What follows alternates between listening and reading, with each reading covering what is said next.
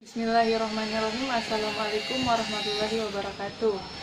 Perkenalkan, saya Ayu Asari Basri, program studi pendidikan akuntansi, kelas C mata kuliah ekonomi manajerial. Di sini saya akan menjelaskan fungsi penawaran dan faktor yang memengaruhinya. Berkaitan dengan hal ini, maka untuk menganalisis penawaran dapat juga digunakan dalam fungsi penawaran yang merupakan gambaran sebuah hubungan antara barang yang ditawarkan atau untuk dijual dengan faktor-faktor yang memengaruhinya.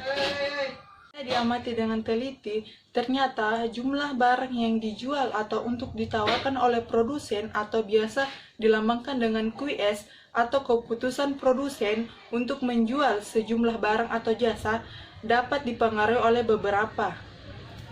1. Harga jual atau price barang dan jasa atau biasa yang dilambangkan dengan P. Maksudnya, produsen tidak akan menjual barang dan jasa apabila harganya tidak memadai atau tidak mendapatkan laba.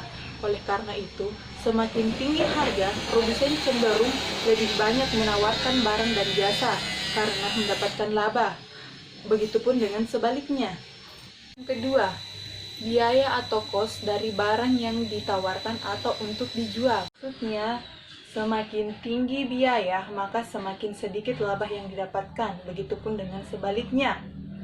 Atau dengan kata lain, semakin meningkat biaya, maka produsen cenderung penawarannya atau QS karena labanya sedikit, dan begitupun dengan sebaliknya.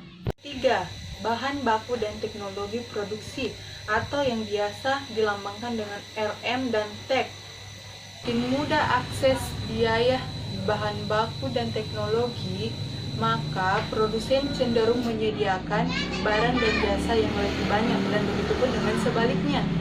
4. Faktor lainnya. Yang dimaksud dengan faktor lain ini seperti 1. Tingkat persaingan.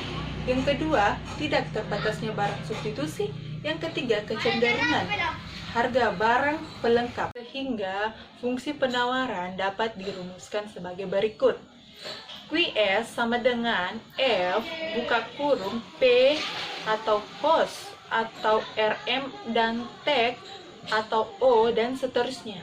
Hukum penawaran. Istilah hukum penawaran yang dimaksud adalah sebab akibat atau kausalitas antara produsen atau QS barang dan jasa dengan faktor-faktor yang memengaruhinya. Contoh dari sebab akibat ini adalah 1. Hubungan antara jumlah penawaran atau QS dengan harga barang dan jasa. Yang kedua, hubungan dengan yang ditawarkan produsen dengan pendapatan atau income dari konsumen. Faktor yang pertama yang paling berpengaruh adalah harga atau price, sehingga dapat dirumuskan QS sama dengan F dikali P atau cost atau RM atau TEK dan seterusnya, atau biasa disingkat dengan QS sama dengan F dikali P atau price.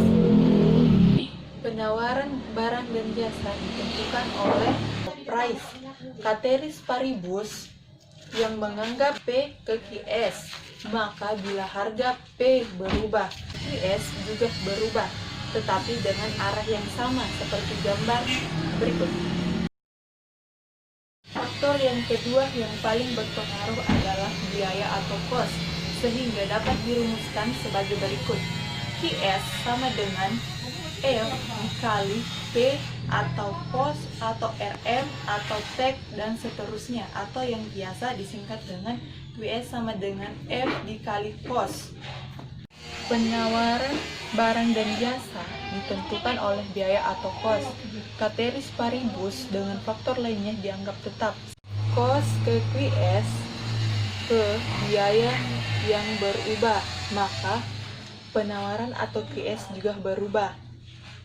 Sehingga arah perubahan juga berlawanan, seperti gambar berikut.